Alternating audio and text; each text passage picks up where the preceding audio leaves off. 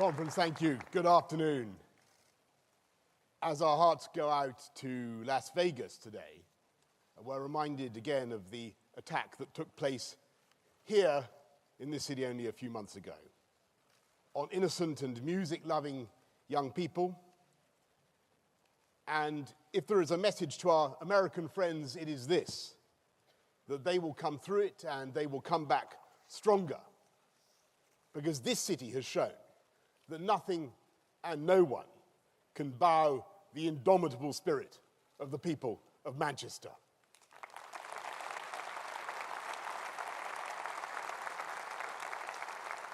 A city which in recent years has reinvented itself as the great thrumming engine of the northern powerhouse, with its vast potential to generate jobs in finance, in academia, in journalism, the arts, and that's just the ones held by my old friend, George Osborne. And since our subject this afternoon is how to win the future and build global Britain, I want to introduce our superb Foreign Office team, our PPSs, Connor Burns, Amanda Milling, our whip, David Evanet, our ministers covering the Middle East, already one of the most expert parliamentarians in that field, Alistair Burt, covering Africa, Rory Stewart. Thank you for that applause for these great men. And like the pharaohs of Upper and Lower Egypt, they are double-hatted ministers in the sense that they simultaneously represent the FCO and DFID, bringing together our foreign policy and our aid programs. In the Lords, we have Tariq Ahmad, who is working to ensure that next year in London, we make the most, at last, of an institution that takes 2.4 billion people, 52 of some of the fastest growing economies in the world, and unites them in admiration of the service provided by Her Majesty the Queen, the Commonwealth. And we will have a Commonwealth Summit to do her justice. Just back from Burma, I think, making clear this country's disgust at the treatment of the Rohingya, Mark Field, and dynamically triangulating between Europe and America, decoding President Trump to President Juncker, and vice versa. We have that Mount Rushmore of wisdom, Sir Alan Duncan. We have a great team, and we are getting on with the job. And yet, frankly, folks, as I absorb the general tone of the national conversation, I don't think I have ever known so many to be sunk in gloom and dubitation about Britain and the world. Every week, I pick up a fine British-edited international news magazine of the kind that you'll find in the briefcases of jet-setting consultants, glossy, covered, elegantly written, suspiciously unread. Every week, these publications have found new reasons to be slightly less than cheerful about this country. Every day, a distinguished pink newspaper manages to make Eeyore look positively exuberant. And across the world, it pains me to say it, across the world, the impression is being given that this country is not up to it, that we're going to bottle out of Brexit and end up in some dingy anteroom of the EU, pathetically waiting for the scraps, but no longer in control of the menu. And the most pessimistic of them all is not the media or our friends in the EU Commission or the excitable Monsieur Guy Verhofstadt. Far from it, it's Jeremy Corbyn, that NATO-bashing, trident-scrapping would-be abolisher of the British Army, whose first instinct, in the event of almost any international outrage or disaster, is to upend the analysis until he can find a way of blaming British foreign policy, and whose response to the grisly events in Venezuela is to side with the regime simply because they are fellow lefties. He says he still admires Bolivarian revolutionary socialism. I say he's Caracas. And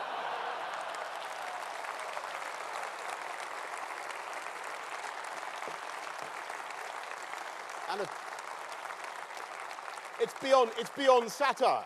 It's beyond satire. At a time when the world should unite to condemn Venezuela's Maduro, we have the leader of Britain's official opposition giving cover to a government that is jailing opponents, shooting demonstrators, intimidating journalists, and repressing human rights. It is a disgrace.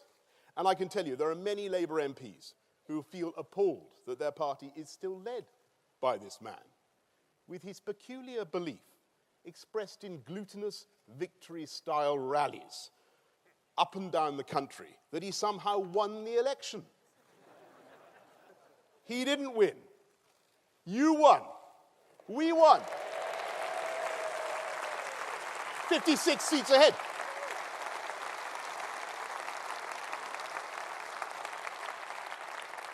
Theresa May won. She won more votes than any party leader and took this party to its highest share of the vote in any election in the last 25 years. And the whole country owes her a debt for her steadfastness in taking Britain forward, as she will, to a great Brexit deal based on that Florence speech, on whose every syllable, I can tell you, the whole cabinet is united. And of all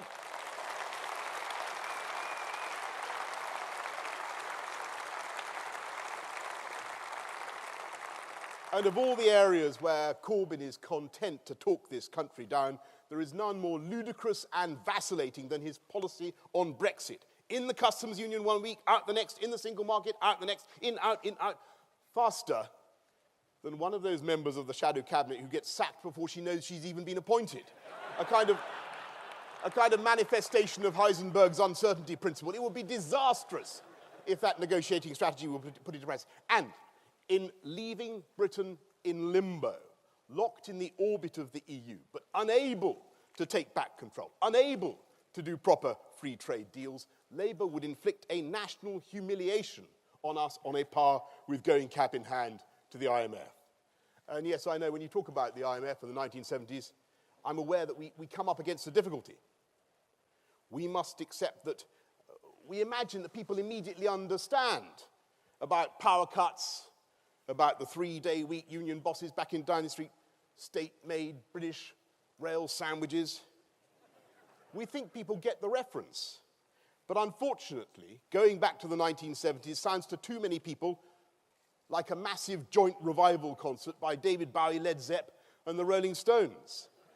And that is because people can't remember the Stones and Bowie, Led Zepp, monuments of our global culture, actually fled these islands, not led them, fled them.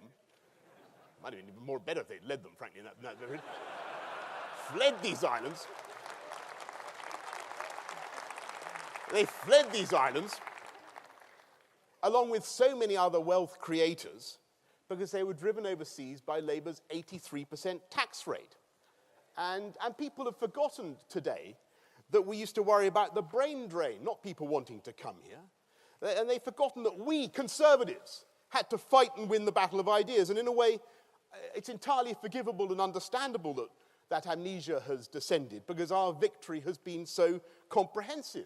If you go around the world as I do and you listen to the aspirations of young people, you'll find not a single successful global economy that would dream of implementing the semi-Marxist agenda of McDonnell and Corbyn.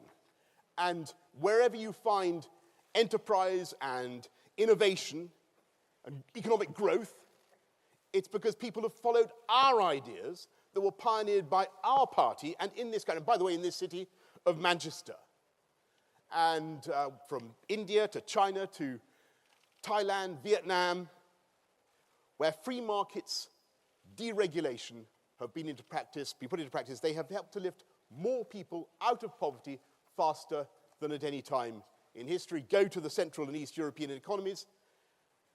This party, not the Labour Party, helped on the path to democracy and freedom, and you'll see it in Estonia, a tech hub with a high degree of social protection. They have a flat tax of 20%. Romania, they have a flat tax of 16%, of free health and education and free higher education. Hungary, they have a tax rate of 15%. We're all really low tax conservatives, but even I think 15% is going it a bit. How crazy, therefore, a quarter of a century after the working people of those former Soviet bloc countries risked their lives to throw off the shackles of socialism, while the Labour left sneered at them and made excuses for their oppressors, the shadow leader and shadow chancellor are seriously proposing to place the British people back in bondage, a £200 billion renationalisation programme, a display of economic masochism that would do incalculable damage to the future of our children. And that's the difference between this Conservative Party and the Labour Party. We want a country with a government that works for everyone. Corbyn wants a Britain where everyone works for the government.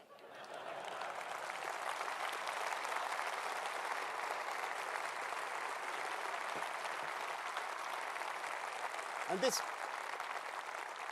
this battle of ideas is not lost in memories of the 1970s. It is back from the grave, its zombie fingers straining for the levers of power. And that is why we cannot rest. And we may have the most illustrious battle honours of any political party in the world. But now we have to win the battle for the future. And the way to win the future is not to attack the market economy, not to junk our gains, but to make it work better. Make it work better for the low paid, turning the living wage under this Conservative government into a national living wage. Make it work for all those who worry their kids will never find a home to own by building hundreds of thousands of homes, as we are, far more than Labour ever did. Make it work better for parents who can't find good enough childcare. 30 hours of free childcare for 3- and 4-year-olds every week. And above all, help people who are struggling by driving the benefit reforms that have helped millions back into the dignity and self-esteem that goes with a job, and which has seen inequality not rise, but fall, as Philip Hammond rightly said yesterday, to the lowest levels for 3 decades. And to win the future, we must communicate once again our great central idea of one nation conservatism. That for all its faults, an open, free trading and thriving market economy is the only sustainable way to create the wealth we will always need to help the poorest. The surest way to finance the platform of great public services and great infrastructure that themselves enable business to succeed. And the only way to win the future is not to retreat from the world, not to abandon globalization, but to play our part, as we always have, in making the world safer and freer and therefore more prosperous. And that is why we must believe in global Britain, not dismiss the very notion of a world role, as Jeremy Corbyn does, but accentuate and be proud of that role. There are places where it is simply our moral duty to British passport holders, like the overseas territories in the Caribbean, whose islands have been overwhelmed by the biggest catastrophe for 150 years. It's an eerie scene, not a leaf remaining on the shattered trees, houses turned into streaks of plastic and wooden litter, boats hurled on top of one another or lodged absurdly up hillsides. Of all the disasters I've seen in my lifetime, none has overturned the lives of so many UK nationals. And yet we should pay tribute to the unconquerable resilience of those islanders. And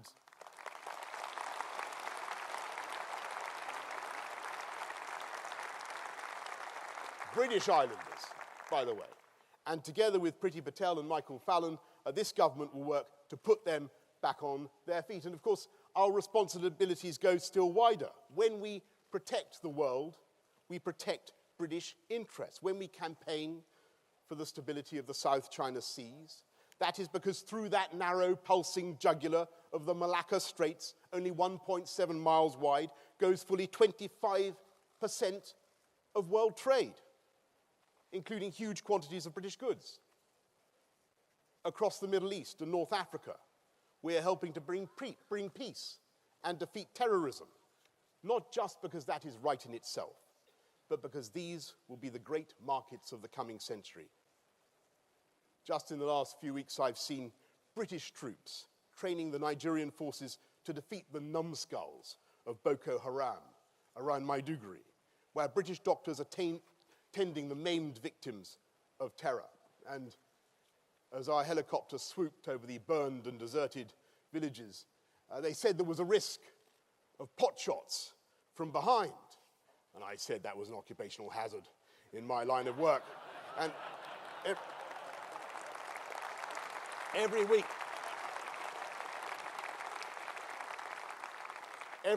with UK help, the brave Nigerian forces are winning. But you can't just tackle the problem in Nigeria. Those terrorists, AK-47s, are being smuggled down through the desert from the chaos in Libya. And so in Tripoli, I've seen the charred ruins of our embassy, a smashed snooker table, the room where Tony Blair once held a banquet. But I was proud to run that Union Jack back up the flagpole. And that embassy is being rebuilt, with or without the snooker table. And if we in Libya, if we in the UK can help solve the problems in Libya, and we're making progress in Libya, then that country can also win a great future. And until we do, you will find British ships off the Libyan coast helping our Italian friends to cope with illegal migration. And that is what I mean by global Britain. That's what Pretty and Michael and I mean. Committed as team players and, when necessary, as leaders to the protection of the world and our common European home.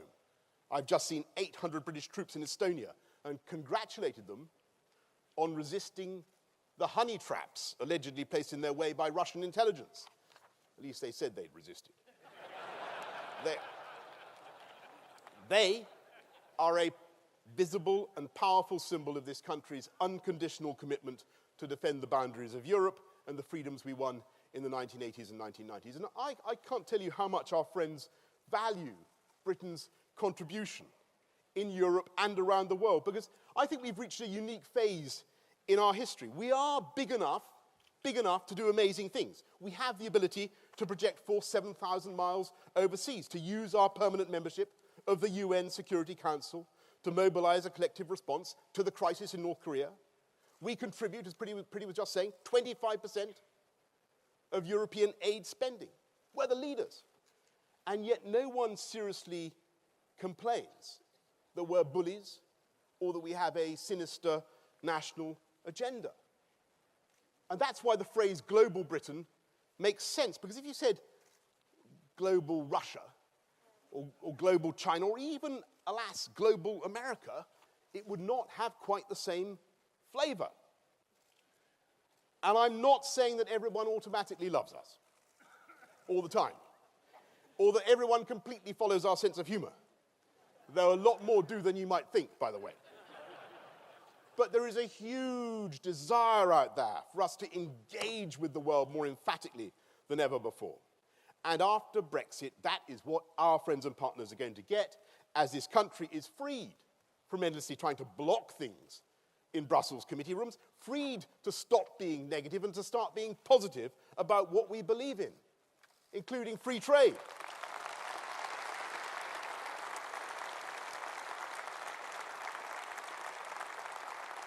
You see my friend Michael leading the clap there. And yes, we are leaving the EU. But as the Prime Minister has said in her Florence speech, we can create a deep and special partnership built on free trade, with a strong EU buttressed and supported by a strong UK. And since it is manifestly absurd to argue that European values or culture or civilization are somehow defined or delimited by the institutions of the EU, we will be no less European.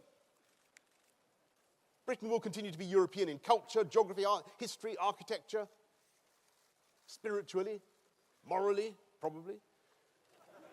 You name it. We are one of the great quintessential European nations, in many ways the most influential European nation of all. And that is because our most important exports are our values. British values, embodied not just here in this amazing metropolis of Manchester or in London, but across the country. A society that welcomes talent, that welcomed my ancestors from France and Russia and Turkey and heaven knows where, I'm sure my father could advise me, that is proud of the EU nationals and the other nationals that want to come here, that have enriched our lives, A society that doesn't judge you for where you come from or your background, or how you live your life, provided you do no harm to others. And that is the syncretic genius of our country. And it's thanks to that intellectual cross-fertilization that Britain is at the cutting edge of new markets and new technology. Think back to how the world has changed in our lifetimes. And then think forward. Let's somebody take a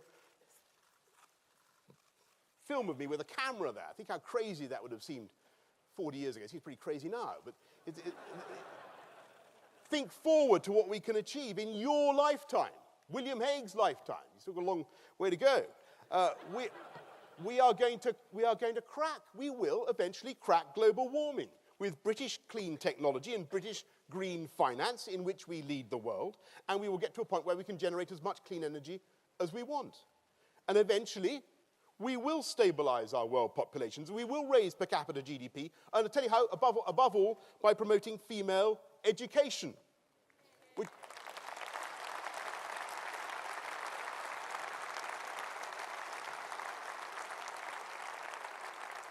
Which is at the heart of all British overseas policy. And we should be proud, you should all be proud, of the young women and girls that we are helping to teach around the world. As Priti has said, in Africa, in South Asia, 6 million of them in the Punjab in Pakistan alone.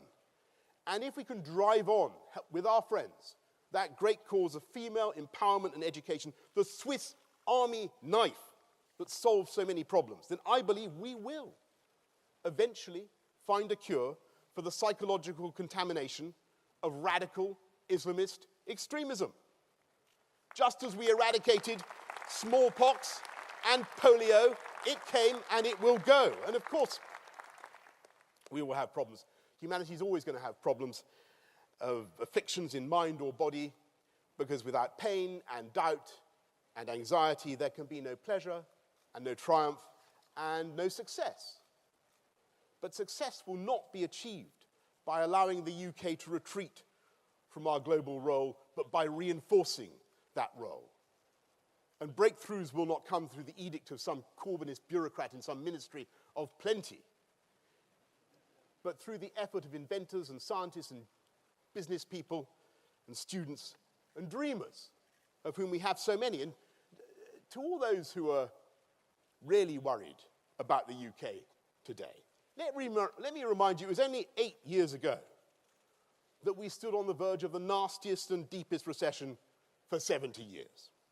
And I remember being taken up onto the roof of City Hall, which I then ran, by a female American TV journalist. And she rather took the wind out of my sails by saying, "Mr. Mayor, look around you." This was in 2008. Things weren't looking good. She said, "No one is building anything in your city." And she was right.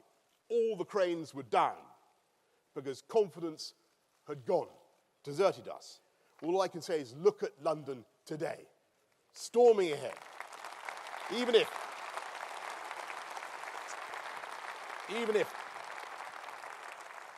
the new mayor isn't a patch on the last guy, by the way. He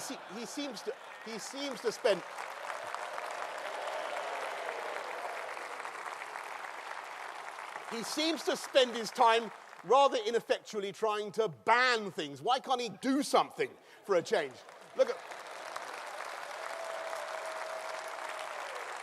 And then look at us. Look at the United Kingdom. The lowest unemployment rate for 42 years. The highest number of people in work ever. The #1 destination for investment into Europe. And every time one of these facts emerges, it is reported in tones of slight disappointment. And with the inevitable qualification, despite Brexit. It is time to stop treating the referendum result as though it were a plague of boils or a murrain on our cattle or an inexplicable aberration by 17.4 million people. It is time to be bold, to seize the opportunities.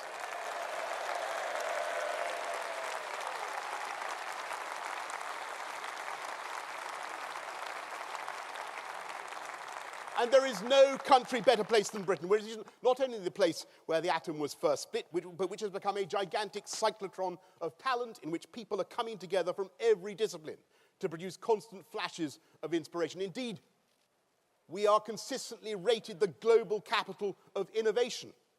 We export more TV programs than any other country in Europe, 5 times more than the French.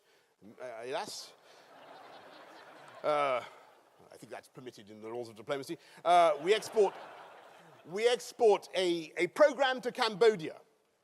A program to Cambodia called Nik Neng Kle Che Sethe, which means, who wants to be a millionaire? And it is thanks to the triumph of conservative values that you are allowed to become a millionaire in Cambodia these days without being dispatched for re-education by some Asiatic John McDonnell.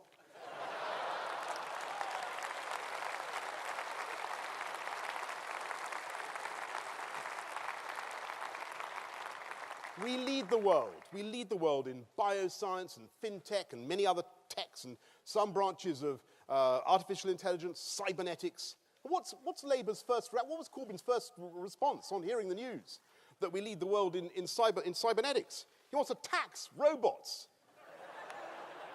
Make them join the union. To ask you, did Manchester become great?